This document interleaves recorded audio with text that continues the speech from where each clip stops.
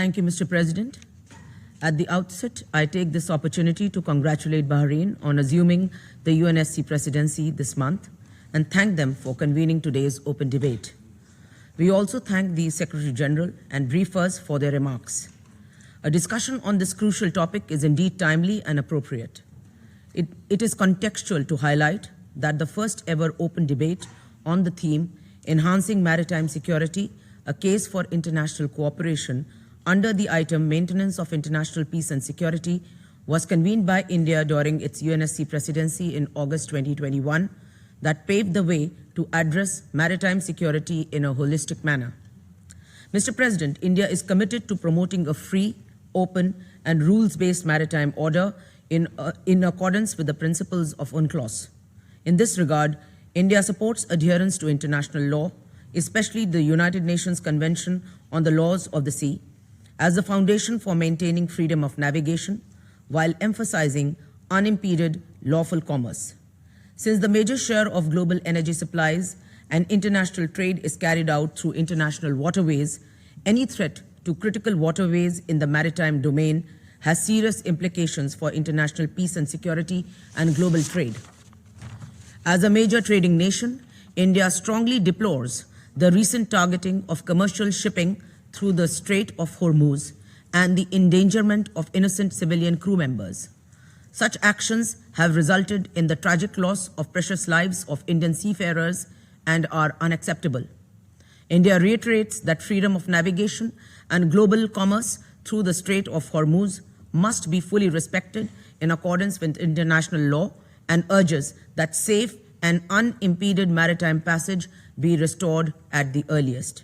Mr. President, the main concerns to be immediately addressed are safety of navigation, continuance of supply chains with specific emphasis on humanitarian supply chains, enhancement of maritime situational awareness, and facilitating communication for the seafarers, whether directly or indirectly.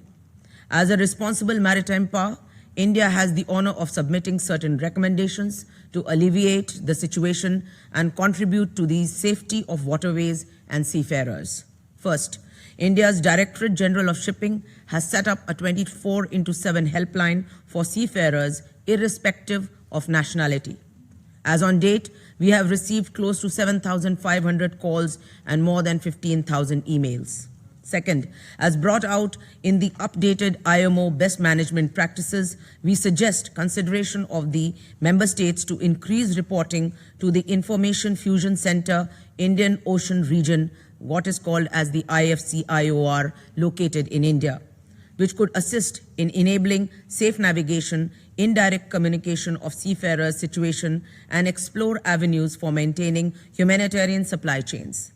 It may be relevant to note that there are several international liaison officers in the IFC-IOR, and among them, they represent 36 countries, including the first multilateral IMO Djibouti Code of Conduct, ILO, representing 22 states. Therefore, coordination with this center could accrue significant benefits. Third, we further note with concern the grave risk of maritime pollution arising from attacks on commercial vessels in these waters.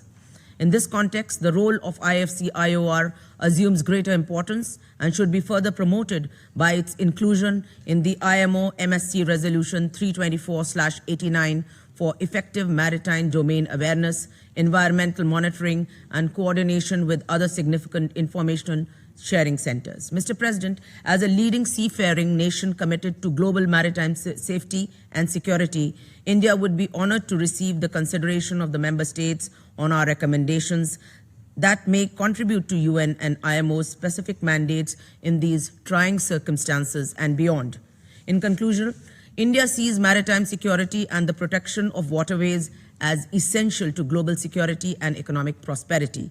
Being among the top 3 seafarer supplying nations, contributing approximately 13% of the global seafaring workforce, India remains deeply concerned about the safety and welfare of its seafarers.